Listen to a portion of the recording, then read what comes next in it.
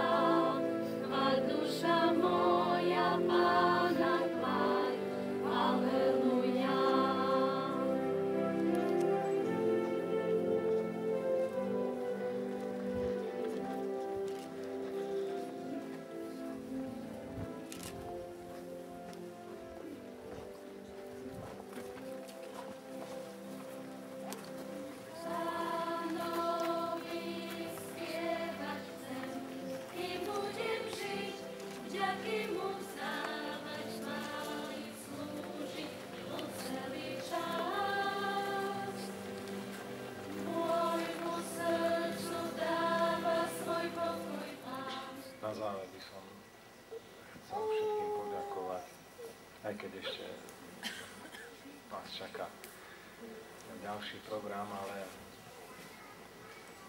tým, ktorí to pripravovali, všetkým, ktorí pripravovali veci na svätú omšu, pánu starostovi a poslancom a celému tomu realizačnému tímu, ktorý toto všetko pripravuje.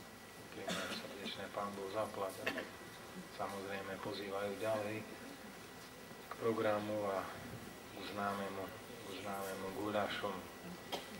To, čo sme sa asi najviac báli, tak nie stromy, ale počasie.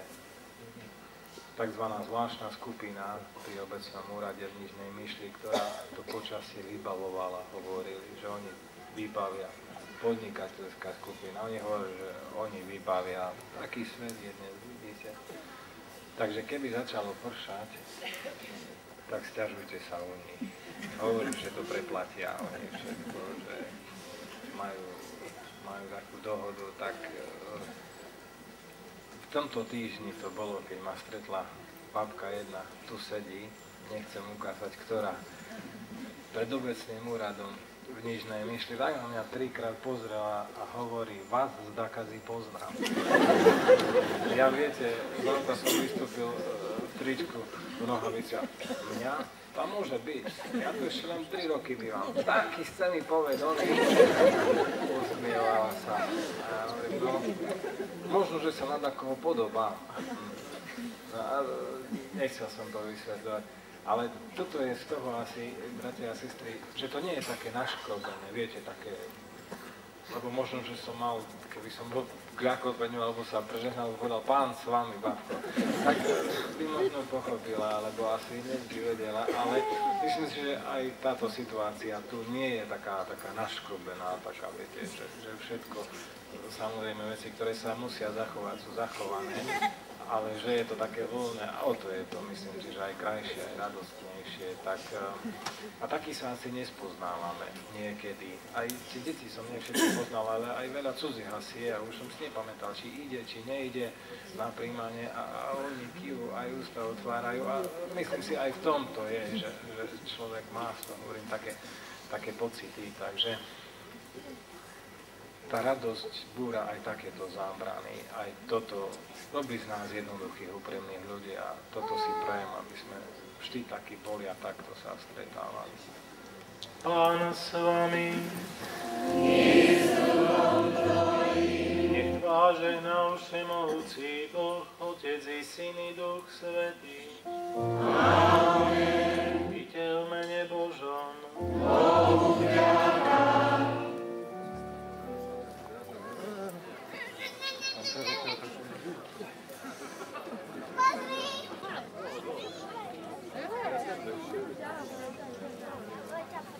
No, co je na dole?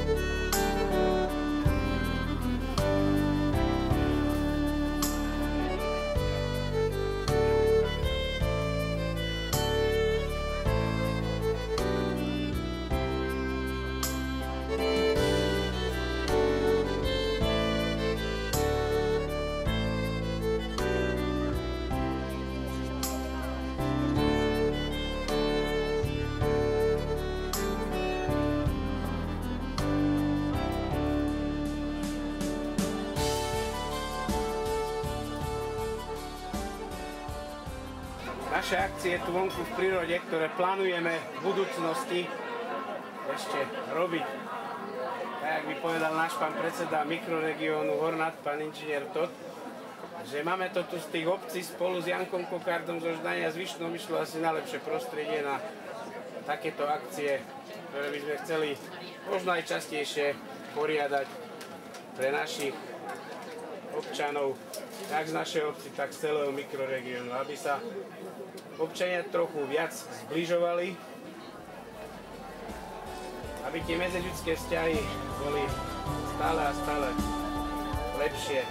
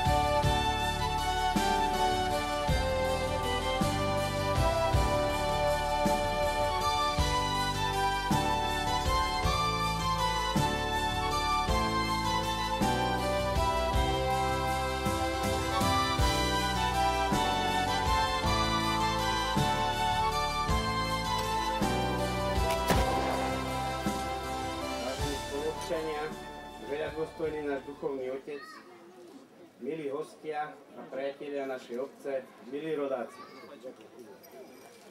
Dnešným sviatočným stretnutím si chceme okrem iného spoločne pripomenúť aj 735.